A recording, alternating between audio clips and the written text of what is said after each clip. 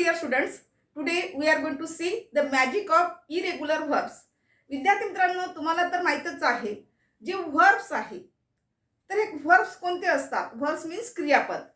तर आपल्याला आजच्या तासामध्ये असं काही verbs शिकायचं आहे की जेणेकरून जे इरेग्युलर verbs असतात तर त्या इरेग्युलर verbs मध्ये कोणत्या प्रकारचे verb येतात, त्याचे किती प्रकार पडतात याविषयी आपण माहिती जाणून घेऊया.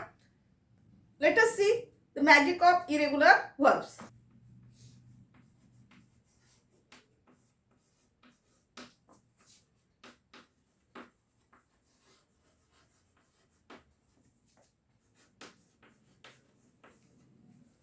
आता बघा, the magic of irregular verbs म्हणजे काय. तर irregular verbs आणि रेग्युलर verbs असे दोन प्रकार असतात.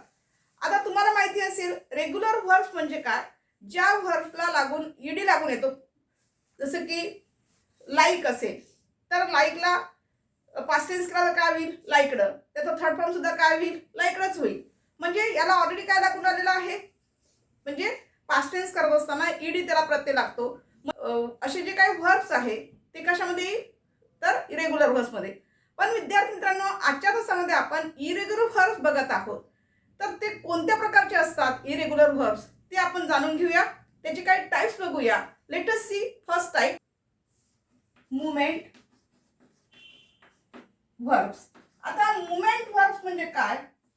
मुवमेंट verbs म्हणजे हालचाल करणारी क्रियापदे. मुवमेंट verbs चा अर्थ काय होतो, हालचाल करणारी क्रियापदे. म्हणजे आता आपण जसं मी तुमच्याशी बोलते आहे तर बोल वर्ब कोणतं वापरणार आपण, स्पीक. बरोबर आहे. मग मुवमेंट झालेला आहे या ठिकाणी. स्पीक, स्पीक हे वर्ब होईल. त्याचा पास्ट टेन्स काय होईल, स्पोक. आणि थर्ड फॉर्म काय होईल, स्पोकन. म्हणजे मुवमेंट वर्ब म्हणतात त्याला. त्यानंतर आणखी दुसरे कोणते आहे, एक्झाम्पल बघा, गो. आता गो हे सुद्धा मुवमेंट वर्ब मध्ये येते. तर गोचं काय होईल, गोचा पास्ट टेन्स होतो वेंट. आणि याचा पास्ट पार्टिसिपल काय होईल, गॉन. गॉन. ठीक आहे. त्याचबरोबर मुवमेंट वर्ब्स मध्ये कोणते येतात आणखी, रन येते, रन. रनचा सुद्धा पास्ट टेन्स काय होईल, रॅन. आणि पास्ट पार्टिसिपल काय होईल, रन. मुवमेंट वर्ब्स मध्ये कोणते येईल, कम. कम. कमचा पास्ट टेन्स काय राहील, केम. आणि पास्ट पार्टिसिपल कम. नेक्स्ट मुवमेंट वर्ब्स बघा कोणता आहे, राईड. राईड म्हणजे स्वार होणे. पास्ट टेन्स काय राहील, रोड. आणि पास्ट पार्टिसिपल रायडन. तर ही सर्व जी वर्ब्स आहे ही कोणती वर्ब्स आहे, इरेग्युलर वर्ब्स तर आहे विद्यार्थी मित्रांनो. पण त्याचबरोबर याला कोणती वर्ब्स म्हटलं जाते, मुवमेंट वर्ब्स. तर यामधला सेकंड टाइप बघूया की त्यामध्ये कोणती इरेग्युलर वर्ब्स येतात. तर the another type of irregular verbs. चला, तर कोणता आहे, कोणता वर्ब्स आहे, फिलिंग वर्ब्स. आता फिलिंग वर्ब्स कोणते असतात बरं, जे की इरेग्युलर वर्ब्स मध्ये येतात. फिलिंग म्हणजे भावना व्यक्त करण्यासाठी किंवा जाणून घेणे, व्यक्त करणे. तर जसं की से हे वर्ब येते याच्यामध्ये. तर सेचा पास्ट टेन्स काय होईल, सेड. पास्ट पार्टिसिपल काय होईल, सेड.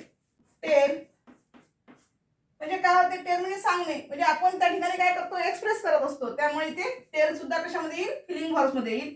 टेलचा पास्ट टेन्स टोल्ड आणि past participle told. Next verbs बघा, फील. फीलचा काय होईल, पास्ट टेन्स फेल्ड. आणि पास्ट पार्टिसिपल सुद्धा काय होईल, फेल्ड.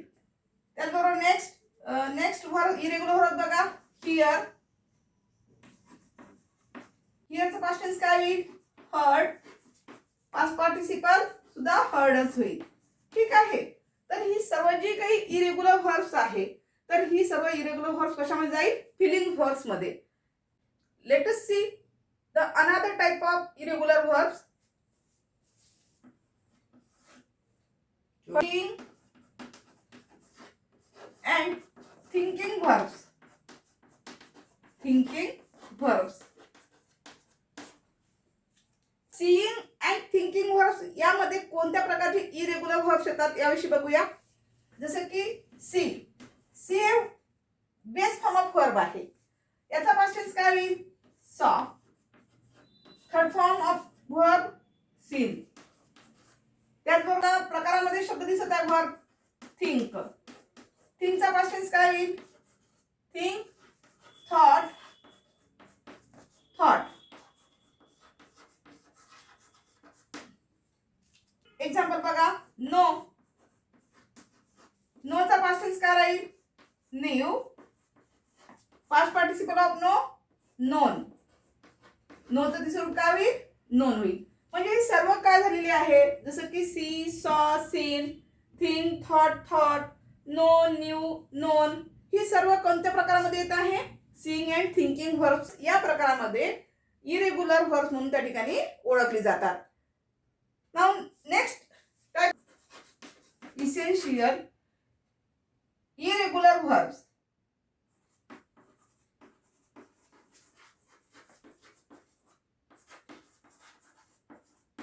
आता बघा, essential irregular verbs. Essential irregular verbs कोणते असतात? इसेन्शियल म्हणजे आवश्यक.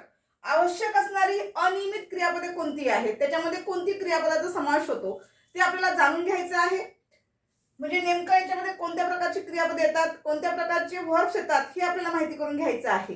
ठीक आहे. आता इसेन्शियल इरेग्युलर व्हर्ब्स मध्ये कोणते येणार बरं? इसेन्शियल व्हर्ब्स म्हटल्यानंतर तुमच्या लक्षात आलेलं असेल जसे की टेक. बरेच वेळा आपण आवश्यक असं क्रियापद वापरलं जाते ते टेक म्हणजे घेणे. तर ठीक आहे. तर टेक टेक हे काय झालं? तुमचा इसेन्शियल इरेग्युलर व्हर्ब झालेला आहे. याचा पास्ट टेन्स बघा काय होईल? टूक. थर्ड फॉर्म काय होईल? टेकन.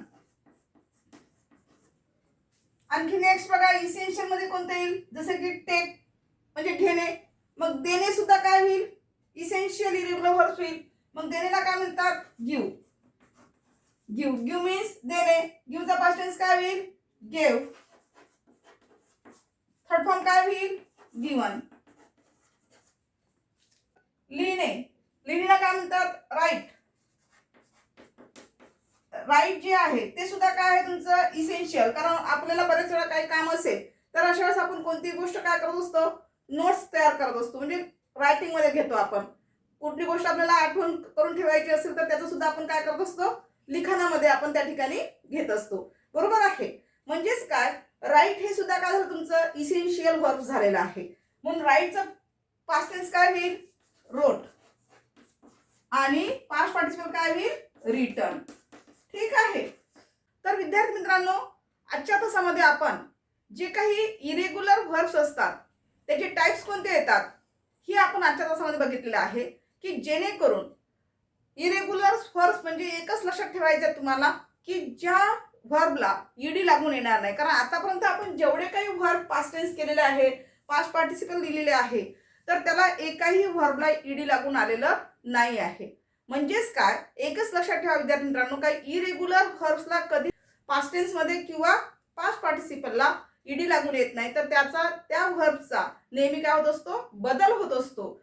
तर यासाठीच आपण आजच्या तासामध्ये सर्व काही जे काही इरेग्युलर व्हर्ब्स आहेत त्याचे टाइप्स कोणते येतात, त्याच्यामध्ये कोणत्या प्रकारचे व्हर्ब येतात याविषयी माहिती जाणून घेतलेली आहे. In the next video we will see the next grammar topic. Thank you.